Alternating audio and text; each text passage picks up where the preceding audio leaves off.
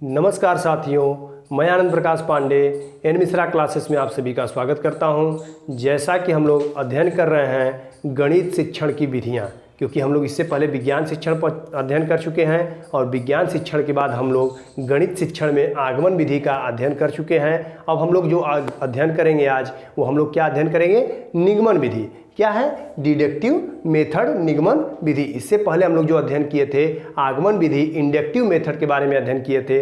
आज हम लोग अध्ययन करेंगे निगमन विधि। ये जो निगमन विधि है वो जो गणित शिक्षण की सबसे ही महत्वपूर्ण विधि मानी जाती है। ये अगर पूछा जाए आपसे कि गणित शिक्षण की सबसे महत्वपूर्ण विधि का आप मतलब अपने पेपर में एग्जाम में लिख करके आइए, तो आप किसको लिख के आएंगे? निगमन विधि को लिख करके आएंगे। तो इससे पहले हम लोग अध्ययन करने से पहले आप चैनल पे जितने भी लोग नए हों वो चैनल को सब्सक्राइब कर लीजिए, बेल आइकन को दबा लीजिए और ज़्यादा से ज़्यादा वीडियो को शेयर कर दीजिए, जिससे कि आप लोग तो लाभान्वित हों ही, आपके साथ साथ और लोग भी लाभान्वित हो सकें। तो आइए देखते हैं कि निगमन विधि होता क्या है। तो देखिए, आपको हम इसलिए बोर्ड पे लिखवा देते हैं कि आपका एक एक चीज़ लगभग कुछ सुनी हुई बातें लगभग भूल जाती है, लेकिन अगर एक बार बोर्ड पे लिखवा करके और इससे आपको उतारने में, आपको नोट्स बनाने में आपको आसानी होगी। तो देखिए क्या है निगमन विधि। इस चीज़ को आप भी नोट्स बनाते हुए चलिए, नहीं तो आप लोग अभी तो पढ़ लेंगे, पेपर एग्जाम के समय आप कन्फ्यूज हो जाएंगे कि आप स्कूल के नोट्स को पढ़ें कि वीडियो को पढ़ें कि ऐसे यूट्यूब पर तमाम वीडियो पढ़े हैं, तो आप सिलेबस के अकॉर्डिंग नहीं पढ़ पाते हैं, बहुत कन्फ्यूज हो जाते हैं और नंबर आपका क्या हो जाता है? बहुत कम नंबर आ जाते हैं, आप लोग हो जाते हैं परेशान। तो इसलिए आप इसको नोट्स बनाते हुए चलिए। देखिए क्या है निगमन विधि। जो निगमन विधि है ये आगमन विधि के बिल्कुल विपरीत विधि है। क्या है? जो निगमन विधि है, इसके पहले वाले वीडियो को आप एक बार जरूर देख करके आइए, क्योंकि अगर आप आगमन विधि को नहीं देखेंगे तो निगमन विधि आपको लगभग समझ में नहीं आएगी। कुछ परसेंट तो समझ में आएगा, लेकिन कहीं ना कहीं आपको तर्क करने में, एक दूसरे से रिलेट करने में आपको कन्फ्यूजन हो जाएंगे। तो आप आगमन विधि को इसके पहले वाले वीडियो में आप देख करके उसके बाद आप आइए निगमन विधि पे। तो देखिए क्या है, निगमन विधि आगमन विधि के बिल्कुल विपरीत होता है। जैसे अगर कहा जाए कि एक विधि पूर्व की तरफ चल रही है तो दूसरी विधि उसके ठीक विपरीत चलती है, पश्चिम की तरफ। तो यही देखिए आगे क्या है कि यह विधि गणित विषय में सबसे ज़्यादा प्रयोग की जाती है या सबसे सर्वाधिक महत्वपूर्ण भी मानी जाती है। अगर कहा जाए कि निगमन विधि कैसी विधि है, तो ये सबसे गणित की सबसे महत्वपूर्ण विधि होती है, सबसे इंपॉर्टेंट विधि होती है, और यह विधि जो गणित विषय में सबसे ज़्यादा प्रयोग की जाती है। क्या की जाती है? तो सबसे ज़्यादा प्रयोग की जाती है। आगे देखिए क्या है, यह मुख्य रूप से बीजगणित, आपको हम बताए थे ना कि जो आगमन विधि जो होता था वो कहीं न कहीं बीजगणित, रेखागणित, त्रिकोणमिति में नहीं चल पाते थे, क्योंकि उसमें क्या होता था आगमन विधि में, उदाहरण से हम कहाँ चलते थे? नियम की तरफ। और जब किसी चीज़ का उदाहरण से नियम की तरफ जब आप जाएंगे तो बीजगणित में आप पढ़े होंगे जब आप 9th-10th में, तो बीजगणित में तमाम ऐसे फार्मूले होते हैं जिनका कि उदाहरण के माध्यम से फार्मूला निकालना बहुत आसान नहीं होता है, बहुत ही कठिन हो जाता है। त्रिकोणमिति ही जैसे हुआ, रेखागणित ही जैसे हुआ, ये सब क्या होते हैं? उदाहरण के माध्यम से नहीं निकलवा पाते हैं हम, और उसमें होता क्या है कि उसमें डायरेक्ट हम सूत्र बता देते हैं और सूत्र पर ही रख करके सवाल को हम लगा लेते हैं। तो यही चीज़ जब हम सूत्र से एक सूत्र बता करके और उसी सूत्र पे अगर हम किसी वैल्यू को पुट करके और हम आंसर निकाल देते हैं, तो हमारी कौन सी विधि हो जाती है? निगमन विधि हो जाती है, इंडक्टिव मेथड हो जाता है। और अगर हम उदाहरण के माध्यम से, किसी बातों के माध्यम से, किसी चीज़ की पुनरावृत्ति कराते कराते, जैसे हम आपको अब बताए थे कि ऊपर आसमान में हम किसी भी वस्तु को फेंकते हैं तो हमेशा नीचे की तरफ आता है। ये एक उदाहरण, बार बार खट्टे सेव को खाते खाते आपको क्या हो जाएगा, हमेशा आप देखते ही हरे सेव को आप कह देंगे कि ये खट्टा फल है, ये क्या है, ये जो सेव है वो खट्टा लग रहा है या खट्टा होगा सेव। तो यही चीज़ें वो क्या कहलाने लगता था? आगमन विधि कहलाने लगता था। लेकिन निगमन विधि में क्या होगा कि हमेशा पहले सूत्र हम लिखे देंगे और उसी सूत्र पे ले जाकर के वैल्यू को पुट कर देंगे, वो हमारी कौन सी विधि हो जाएगी? निगमन विधि हो जाएगी। तो निगमन विधि में क्या है, यह मुख्य रूप से बीजगणित, जो निगमन विधि होती है वो बीजगणित में काम आती है, रेखागणित में काम आती है, और रेखागणित में और उसके बाद त्रिकोणमिति में इसका प्रयोग किया जाता है। निगमन विधि का सबसे ज़्यादा अगर प्रयोग किया जाता है तो बीजगणित, रेखागणित और त्रिकोणमिति में, क्योंकि इसमें हम उदाहरण से सूत्र की तरफ नहीं जा सकते हैं, हमेशा हमको पहले सूत्र लाना पड़ेगा, उसी सूत्र पे वैल्यू को पुट करके और हम आंसर को निकाल पाएंगे, इसलिए सबसे ज़्यादा महत्वपूर्ण हो जाती है। और इस विधि का प्रयोग उच्च कक्षाओं में या आपको निम्न कक्षाओं में भी नहीं, क्योंकि निम्न कक्षाओं में तो आप खेल खेल के माध्यम से, उदाहरण के माध्यम से बच्चों को आप सिखा लेंगे, लेकिन जो निगमन विधि है इसका आप अगर सूत्र डायरेक्ट बता देंगे बच्चे को और सूत्र बता करके अगर आप सवाल वैल्यू पुट कराएंगे तो छोटा बच्चा लगेगा सोचने कि आप करा क्या रहे हैं, उसको समझ में ही नहीं आएगा। कभी आप पता चल रहा है एक सूत्र पे किसी और वैल्यू को पुट करा दे रहे हैं, कभी किसी और वैल्यू को पुट करा दे रहे हैं, अभी आप समझ नहीं पा रहे हैं, आप खुद नहीं समझ पा रहे होंगे। अभी हम उदाहरण के माध्यम से जब आपको समझाएंगे कि देखिए ये आपका हम सूत्र लिख दिए मैथ के, और मैथ या किसी भी चीज़ का सूत्र लिख दिया, उस पर हम वैल्यू पुट करके देखिए हम आपको आंसर निकाल दिए, तो आप समझ जाएंगे कि हाँ ये चीज़ निगमन विधि है। सूत्र से आंसर को निकालना वैल्यू को पुट करके और उदाहरण के माध्यम से किसी सूत्र सिद्धांत नियम को निकालना, वो आपका आगमन विधि था। दोनों विधि आपस में कोरिलेट हो जाएंगे।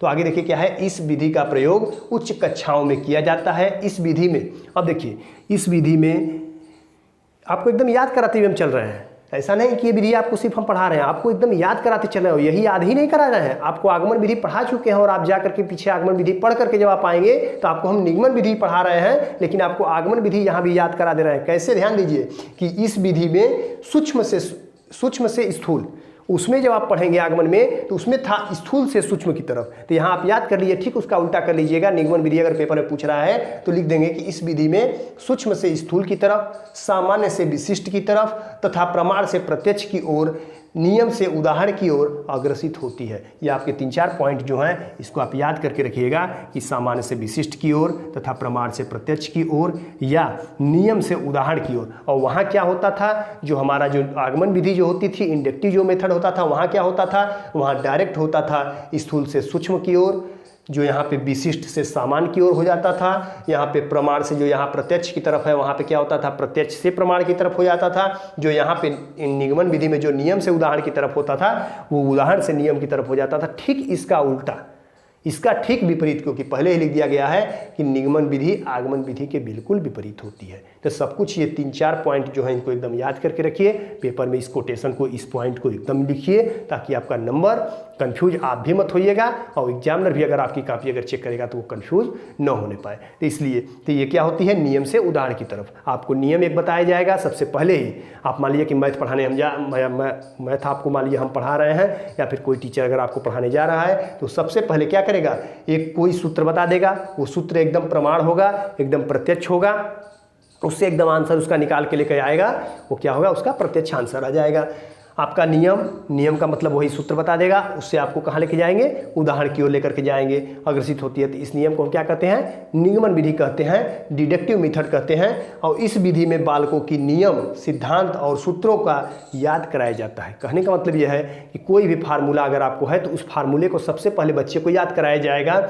जो भी उस बालक को एक नियम या फिर उस नियम का सिद्धांत जो कुछ भी होगा, जो भी सूत्र होंगे, उन सूत्रों को बच्चों को याद कराया जाता है। और याद करा करके उसमें क्या करेंगे, हम उसमें वैल्यू ले जाके पुट करेंगे। जैसे देखिए एक सवाल हम आपको बताते हैं और उसी सवाल बता करके आपको हम लिखवाएंगे। जैसे एक सवाल मान लीजिए दिया हुआ है यहाँ पे, थोड़ा सा ध्यान दीजिएगा कि एक आयताकार खेत की लंबाई यहाँ पे दिया है 300 मीटर। आपको बस हम डायरेक्ट लिख दे रहे हैं कि लंबाई, आयताकार खेत की लंबाई, आयताकार खेत की लंबाई लिख देते हैं पूरा ही, थोड़ा सा, खेत की लंबाई। और लंबाई कितना दिया है, 300 मीटर। एक आयताकार खेत की लंबाई 300 मीटर आगे दिया है तथा चौड़ाई 200 मीटर है। तथा चौड़ाई क्या है, 200 मीटर है। चौड़ाई कितना है, 200 मीटर है। अब हमसे पूछ क्या रहा है कि खेत का क्षेत्रफल बताओ कितना होगा। तो आपको पता है कि आयताकार क्षेत्र है, ये मान लीजिए कि आयताकार, आप एकदम फिगर के माध्यम से एकदम, इससे अच्छा कोई समझाएगा नहीं, हम पक्का बता दे रहे हैं। उदाहरण भी मैं आपको पहले नियम बताया, पूरे इसके बारे में बताए, उसके बाद सवाल के भी माध्यम से फार्मूले आपको बता करके दे करके आपको हम समझा रहे हैं। तो ये आपका आयत होता है। आयत का मतलब ये होता है कि आमने सामने की भुजाएं क्या होती हैं, आपस में बराबर होती हैं। आयताकार, आयत का मतलब ही यही होता है कि आमने सामने की भुजाएं बराबर होती हैं। तो ये देखिए ये 300 मीटर है, तो ये आपका 300 मीटर लंबाई हो जाएगा और चौड़ाई क्या हो जाएगा, 200 मीटर। तो ये भी लंबाई 300 मीटर, ये भी चौड़ाई 200 मीटर हो जाएगा। तो अब आगे हम पूछ रहा है कि इसका क्षेत्रफल क्या होगा। तो क्षेत्रफल हमसे पूछ रहा है, तो क्षेत्रफल निकालने के लिए हम क्या करेंगे, तो सबसे पहले हम लिखेंगे कि आयत का क्षेत्रफल, आयत का क्षेत्रफल। और आयत का क्षेत्रफल अब हमको निकालना है, तो हम ऐसा नहीं करेंगे कि अब उदाहरण के माध्यम से हम निकाल सकें, ये हमारे लिए क्या है, बहुत कठिन हो जाएगा। तो इसके लिए हम आयत का क्षेत्रफल डायरेक्ट निकालना है, तब लिखेंगे आयत का क्षेत्रफल बराबर हमारा फार्मूला होता है लंबाई गुणे चौड़ाई। क्या होता है, लंबाई गुणे चौड़ाई। और लंबाई गुणे जब चौड़ाई, जब हम यहाँ पे फार्मूला, अब ये हमें क्या हो गया, ये हमें ज्ञात हो गया, नहीं ये हमें क्या हो गया, ये हमें एकदम सबसे एकदम एक फार्मूला हमें मिल गया। और ये जब फार्मूला हमें जब मिल गया, और इसी फार्मूले पे अब हमें क्या मिला है, यहाँ पे आयत के खेत की लंबाई हमको दिया है 300 मीटर और चौड़ाई हमको दिया है 200 मीटर, और यही वैल्यू ले जाके यहाँ पे क्या कर देंगे, पुट कर देंगे। तो कहीं ना कहीं आपको निगमन विधि एकदम क्लियर हो जा रही है कि निगमन विधि में क्या होता है, पहले सूत्रों का प्रयोग किया जाता है। यहाँ पे देखिए है कि पहले सूत्रों का प्रयोग करेंगे, नियमों का प्रयोग करेंगे इस विधि में, और इस नियम, बालकों को नियम, सिद्धांत और सूत्रों को याद कराया जाता है। तो आपको पहले हम याद कराएंगे, एक जो शिक्षक होगा आपको याद कराएगा कि आयत का क्षेत्रफल बराबर होता है लंबाई गुणे चौड़ाई। आपका सूत्र आपको याद कराया जाएगा, और याद करा करके अब इस सवाल को दे करके और इस सवाल का वैल्यू यहाँ पे पुट करा देंगे। तो लंबाई की वैल्यू हो जाएगी 300 और चौड़ाई की वैल्यू हो जाएगी 200, और इस तरह से आ जाएगा 3 दूना के 6 और 4 जीरो है तो 4 जीरो यहाँ पे लगा दीजिए। और यहाँ पे देखिए ये भी है मीटर और ये भी है मीटर, तो ये मीटर और मीटर का यहाँ पे जब मल्टीप्लाई होगा तो आपस में क्या हो जाएगा, मीटर का स्क्वायर। तो आयत का क्षेत्रफल, हमेशा क्षेत्रफल जो होता है मीटर का स्क्वायर होता है। ये आपका क्या आ गया, आंसर आ गया। तो एकदम आपको क्लियर हो गया होगा कि निगमन विधि होता क्या है। निगमन विधि में सबसे पहले उदाहरण, मतलब जो नियम होगा, ये नियम आपका देखिए क्या है, ये नियम है ना, ये आपका सूत्र है ना, इस सूत्र पे ले जाकर के किसी वैल्यू को हम पहले सूत्र को याद कराएंगे और उस पर ले जाकर के किसी वैल्यू को पुट करा देंगे। अभी ये आयत के बारे में हम बताए हैं, ऐसे तमाम सूत्र होंगे, जैसे कि a प्लस बी का होल स्क्वायर होता है बीजगणित में, तो a प्लस बी का होल स्क्वायर बराबर a का स्क्वायर प्लस b का स्क्वायर प्लस c का मतलब 2ab होता है। तो उस फार्मूले पे ले जाकर के वैल्यू को हम पुट कर देंगे। जैसे मान लीजिए एक सूत्र और हो गया, हम इस पर भी एक समझ लीजिए, a प्लस बी का होल स्क्वायर। तो a प्लस बी का होल स्क्वायर क्या होगा, a का स्क्वायर प्लस b का स्क्वायर प्लस 2ab। ये आपका क्या हो गया, फार्मूला हो गया। और ये सूत्र आपको हम याद करा दिए कि हमेशा के लिए कि a प्लस बी का होल स्क्वायर क्या होता है। तो हमेशा के लिए बच्चे को याद हो जाएगा कि a का स्क्वायर प्लस b का स्क्वायर प्लस 2ab। और इसमें हम सवाल में फिर दे देंगे कि a की वैल्यू जहाँ a बराबर मान लीजिए 2 मीटर मतलब 2 हो जाएगा, और b बराबर अगर हमको वैल्यू दे दिया 3, और हम यही a और b की वैल्यू क्या करेंगे, यहाँ पे ले जाके पुट कर देंगे।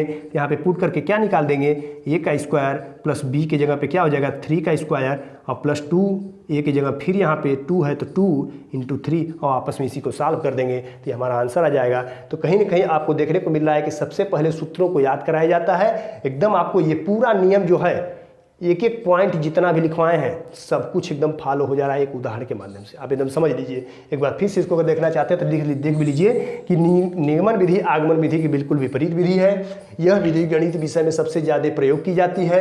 यह मुख्य रूप से बीजगणित, रेखागणित तथा त्रिकोणमिति में प्रयोग किया जाता है। इस विधि का प्रयोग उच्च कक्षाओं में किया जाता है। इस विधि में सूक्ष्म से स्थूल की तरफ और उसके बाद सामान्य से विशिष्ट की ओर और प्रमाण से प्रत्यक्ष की ओर तथा नियम से उदाहरण की ओर। देखिए नियम सबसे पहले हम क्या किए, नियम सूत्र को बताया, उसके बाद इनका क्या किया, हम उदाहरण लेकर के चले आए, आप आंसर लेकर के चले आ रहे हैं। और उसके बाद क्या हो रहा है कि इस विधि में बालकों के नियम, सिद्धांत और सूत्रों को याद कराया जाता है। आपको अगर सूत्र नहीं याद होगा तो आप सवाल लगा नहीं पाएंगे। एक बार इसको पूरा आप स्क्रीनशॉट ले लीजिए, फिर आगे इसके हम लोग गुण और दोष को देखेंगे।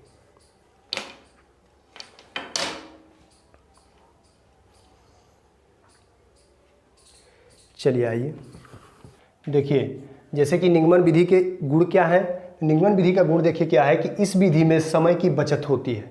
निगमन विधि में क्या है कि इस विधि में समय की क्या होती है, बचत होती है। समय की बचत कैसे होगी कि कोई भी अगर सवाल आपको लगाना है तो आपको सूत्र पहले से पता है, और जब सूत्र आपको जब पता है, सूत्र अगर आप याद किए हुए हैं तो आप तुरंत उसमें सूत्र में आप वैल्यू अगर पुट करेंगे, कोई मान अगर रख देंगे तो आपको तुरंत आंसर आपको मिल जाएगा। तो वही चीज़ कहा जा रहा है कि इस विधि में समय की बचत होती है। कम समय में अधिक से अधिक प्रश्न हल कराए जा सकते हैं, इसीलिए अध्यापक इस विधि का अधिकतर प्रयोग करते हैं। कहने का मतलब समझिए कि जो अध्यापक होते हैं वो करते क्या है, जैसे आप देखेंगे कि जब भी लगभग 5 के बाद 4 तक भी, लगभग 4 या 5 के बाद लगभग शुरुआत हो जाती है कि बच्चों को सूत्र एकदम दे दिया जाता है। जैसे मान लीजिए कि 5 में मूलधन ब्याज दर वाला जो समझ आता है, तो ब्याज बराबर हो जाता है मूलधन गुणे दर गुणे समय बटा में 100। तो इस पर लगभग फार्मूले हो जाते हैं, प्रतिशत से सवाल जो उठने लगते हैं वहाँ से। तो ये सब बेसिक क्या हो जाते हैं, फार्मूला बच्चों को पहले बता दिया जाता है, बच्चों को याद करा दिया जाता है, और याद कराने के बाद वो क्या करते हैं, उसमें डायरेक्ट वैल्यू पुट कर देते हैं और पुट करके हम आंसर निकाल लेते हैं। तो इससे होता क्या, अच्छा एक फार्मूले को बता करके उसे बदल बदल करके सवाल पूछे जा सकते हैं। जैसे सवाल एक फार्मूला देख लीजिए, जैसे क्या है, ब्याज बराबर, तो ब्याज बराबर क्या हो जाता है, मूलधन गुणे दर गुणे समय और बटा में 100। तो इसमें होता क्या है कि एक बार सवाल में ब्याज की वैल्यू दे देगा, मूलधन की वैल्यू पूछ लेता है और दर और समय की वैल्यू दे देता है, तो मूलधन की वैल्यू निकालना हो जाता है। एक बार क्या करता है सवाल में कि मूलधन दर समय को दे देगा, वैल्यू पूरी वैल्यू यहाँ पे दे देगा और वैल्यू लिया के यहाँ पे डायरेक्ट हम पुट करते हैं, ब्याज की वैल्यू निकाल देते हैं। तो इस तरह से एक सूत्र हम याद करके दर, मूलधन, समय, ब्याज की वैल्यू दे देगा, दर की वैल्यू निकाल देंगे। मतलब एक सूत्र, ये फार्मूला अगर हम याद कर लेते हैं तो एक फार्मूले से हम चाहे घुमा फिरा के किसी की वैल्यू इसमें दे देगा, एक किसी की वैल्यू यहाँ से हटा देता है और उस वैल्यू को हम क्या कर देते हैं, निकाल लेते हैं। जैसे दूसरा फार्मूला अभी हम इससे पहले वाले में बताए थे कि a प्लस बी का होल स्क्वायर बराबर a का स्क्वायर प्लस b का स्क्वायर प्लस 2ab। तो इसमें वो करेगा क्या कि कभी कभी करता क्या है कि ab की वैल्यू दे गया तो ab की वैल्यू दे करके a प्लस बी का होल स्क्वायर पूछ लेता है, और कभी कभी क्या करता है कि 2ab की वैल्यू दे देगा, या ab की वैल्यू डायरेक्ट ऐसे कर देगा कि a इंटू बी की वैल्यू मान लीजिए 22 है, 10 है, कुछ भी दे देगा, और उसके बाद यहाँ पे ab की वैल्यू अगर हम रख देंगे और a प्लस बी की वैल्यू कहीं दे देगा, जैसे कि a की वैल्यू अलग दे देगा 2, b की वैल्यू अलग दे देगा 3, तो a की वैल्यू b की वैल्यू यहाँ हम पुट कर देंगे 2 + 3 और इसका होल स्क्वायर कर लेंगे, और उसके बाद फिर a का स्क्वायर प्लस b का स्क्वायर यहाँ की वैल्यू पूछ लेता है और a इंटू बी की वैल्यू दे ही दिया है, और वापस से गुणा भाग करके यहाँ से हम सवाल लगा लेते हैं। तो कहीं ना कहीं एक फार्मूले हम याद करने से हम तमाम तरह के सवालों को हम लगभग 10-15 प्रकार उनके या 2-4 प्रकार जो भी होते हैं अलग तरीके से हम उसको सवाल को लगा लेते हैं एक फार्मूले से। तो वही चीज़ कहा जा रहा है कि इसमें समय की बचत हो जाती है और कम समय में अधिक से अधिक एक फार्मूला हम याद कर लेंगे तो एक बार में काफ़ी सवाल लगा सकते हैं, तो अधिक से अधिक सब प्रश्नों को हल कराया जा सकता है। इसीलिए अध्यापक इस विधि का अधिकतर प्रयोग करते हैं। अध्यापकों के लिए विधि आसान हो जाती है कि वो एक विधि को पढ़ा देंगे, एक सूत्र को बता देंगे, एक फार्मूले को बता देंगे और बता करके करेंगे क्या कि दे देंगे कि एक चैप्टर का पूरा सवाल लगा के घर से आओ। तो इसमें समय की भी बचत होती है। अगला देखिए क्या है कि इसमें छात्रों की स्मृति में वृद्धि होती है। कहने का मतलब कि आप अगर फार्मूले को याद करेंगे, जब आप सूत्र को याद करेंगे तो आपके जो स्मृति होगी, उस मतलब कोई चीज़ होती है ना कि जब आप पढ़ते हैं याद करते हैं तो आपको उस चीज़ स्मृति में बनती जाती है। आप हमेशा किसी फार्मूले को, जैसे आप जो ही सवाल लगाने जाएंगे आपको याद आ जाएगा कि अच्छा ये सवाल दिया हुआ है तो इसमें ये सूत्र लगेगा। तो अलग अलग सूत्रों का प्रयोग आप तुरंत उसको स्मृति में आपके रहेगा, आपके तुरंत वो चीज़ काम करती है। तो वही चीज़ कहा जा रहा है कि इसमें छात्रों की स्मृति में वृद्धि होती है, क्योंकि छात्रों को अनेक सूत्रों के याद करने पड़ते हैं और अलग अलग सूत्र, अधिक से अधिक सूत्र वो छात्र पहले से याद कर चुके हैं, और जब अलग अलग सूत्र जब वो याद कर चुके हैं तो उन जब याद किए हुए हैं तो वो अलग मतलब आराम से सवाल को लगा सकते हैं। अगला विधि देखिए क्या है, इनके गुण क्या हैं। तो इस विधि द्वारा ज्ञानार्जन तीव्र गति से, जो ज्ञानार्जन होता है, जो ज्ञान होते हैं वो उसका अर्जन जो होता है वो तीव्र गति से होती है। सीखने की जो क्षमता होती है बहुत तेज़ी से होती है, क्योंकि बालक समस्या हल करते समय सीधे सूत्रों का प्रयोग करता है। क्योंकि बालक के सवाल जो ही मिलते हैं उस सवाल को जो ही वो हल करता है तो बहुत तेज़ी से सॉल्व कर लेता है, उस बहुत तेज़ी से उस मतलब सवाल को या सूत्रों को माध्यम से उसको बहुत तेज़ी से सवाल को सीख लेता है, क्योंकि उसको भाई फार्मूला पहले से पता क्या मतलब बता दिया गया है।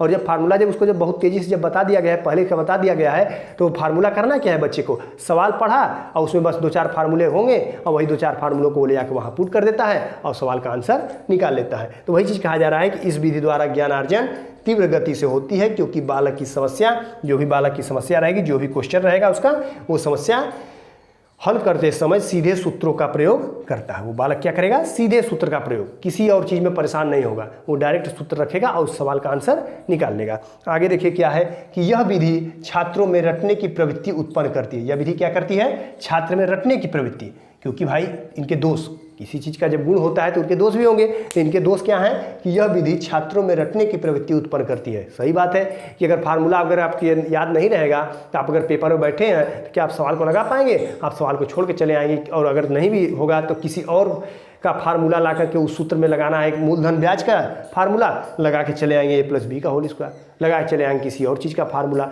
निकालना है, मूलधन निकाल के चले आएंगे, ब्याज निकाल के चले आएंगे, दर। आप जब फार्मूला याद नहीं रहेगा, कंसेप्ट ही आपका क्लियर नहीं रहेगा तो आप कहीं ना कहीं भूल जाएंगे। तो ये चीज़ क्या होती है, रटने की प्रवृत्ति पर ज़्यादा ध्यान दिया जाता है इस विधि को। तो यह विधि छात्रों की रटने की प्रवृत्ति उत्पन्न करती है, यह इनके क्या है, दोष है।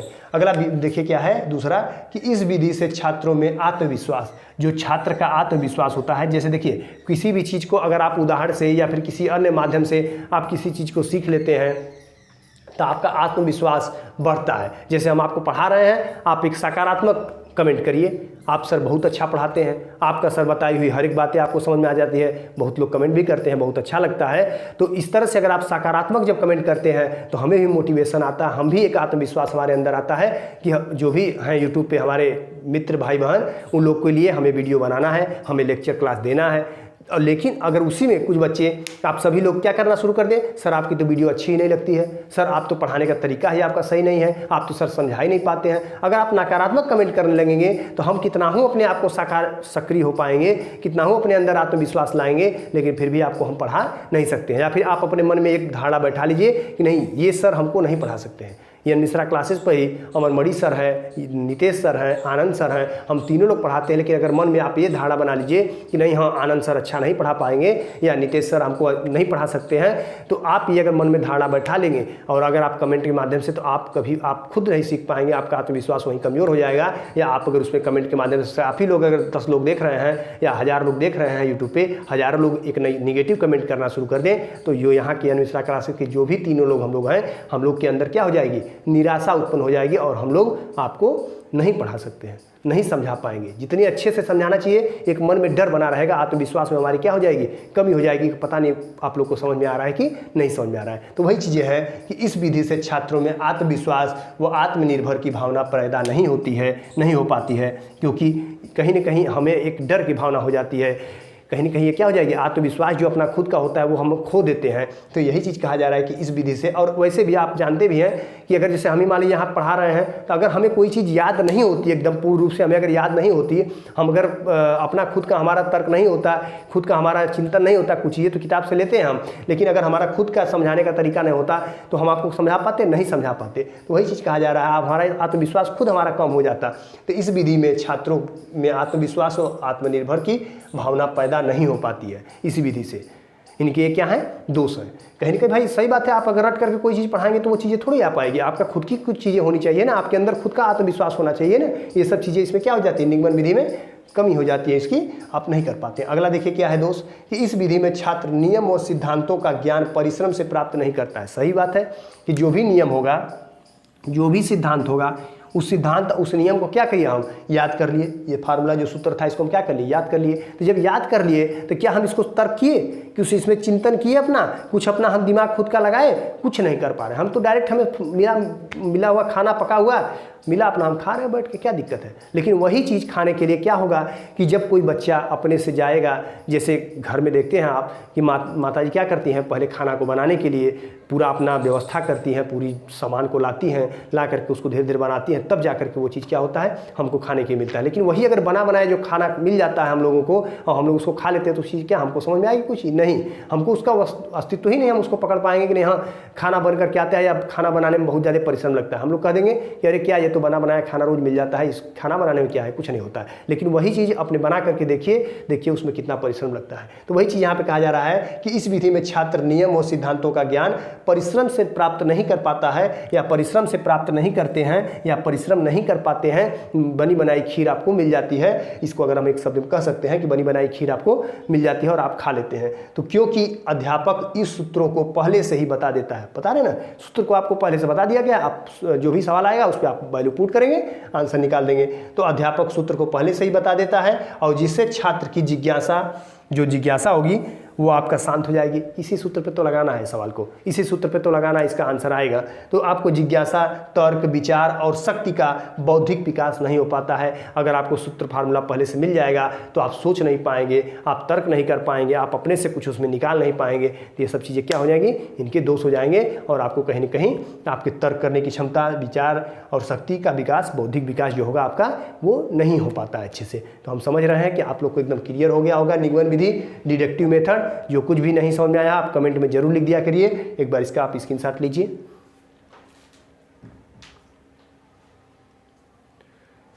स्क्रीनशॉट तो आप लेते हैं, मैं बार बार कहता हूं कि स्क्रीनशॉट लीजिए। स्क्रीनशॉट हम किस लिए कहते हैं आपको स्क्रीनशॉट लेने के लिए, और हम बोर्ड पे भी लिखते हैं क्योंकि हम आकर के क्या करें, हम डायरेक्ट आपको प्रवचन सुना दें और आपको हम चले जाएं यहाँ से। लेकिन उससे आपको क्या होगा कि सुनी हुई कुछ चीज़ें आपके दिमाग में आएगी, वो चीज़ें भूल जाएगी। लेकिन आप बोर्ड पे लिखी हुई जितनी भी चीज़ें होती हैं, इसको अगर आप एक बार अपने नोट्स पे आप कापी पे पेन लेकर के लिखेंगे तो आपको वो चीज़ें ज़्यादा याद हो पाएगी, और वो हमेशा के लिए, जब तक कि पेपर आपका 2 महीने 3 महीने बाद आपका होने वाला है, 4 महीने, तब तक आप उसको हर बार रिवाइज कर सकते हैं और आपके लिए बहुत ही महत्वपूर्ण होती है। तो हम चाहते हैं कि आपको निगमन विधि बहुत अच्छे समझ में आ गया होगा, और अगर समझ में आ गया है तो एक सकारात्मक कमेंट करते हुए आप एक लाइक जरूर कर दीजिए, और वीडियो को ज़्यादा से ज़्यादा आप लोग शेयर किया कीजिए, ताकि आप लोग जो 10 20 50 लोग आप लोग देखते हैं, 10 20 50 लोग, अगर 50 लोग को अगर वीडियो शेयर करेंगे तो वो 100 में चला जाएगा, और 100 लोग अगर 100 को करेंगे तो 200 में चला जाएगा। और इससे होगा क्या कि आप लोग भी लाभान्वित होंगे, आप लोग भी, जो आपके भाई मित्र होंगे वो भी लाभान्वित होंगे, और हमको भी